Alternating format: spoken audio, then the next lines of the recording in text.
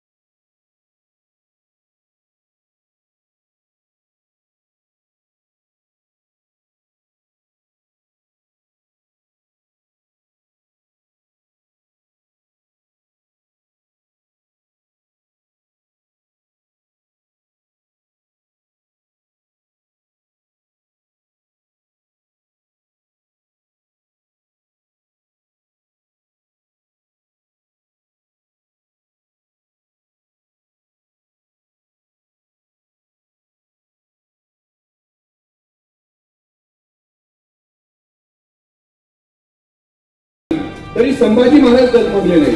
पोर्तुगीजांची आक्रमण आली, डचांची आक्रमण आली, इंग्रजांची आक्रमण आली, मोगलांची आक्रमण आली, पण हे डगमगले नाहीत। आणि हेच रक्त आज तुमच्यामध्ये आहे की औरंगजेब जरी मेला असेल तर ईडीच्या रूपाने तो आजही जिवंत आहे।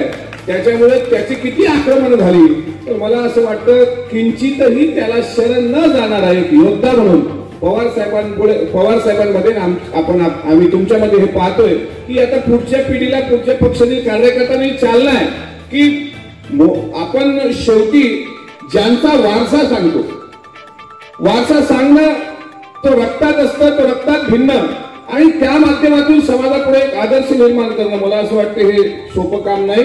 तुम्ही शरण गेले नाही साहेब, जे शरण गेले ते आता शपथ घेतील काही दिवसामध्ये, पण जे शरण गेले नाही त्यांना मात्र त्रास होत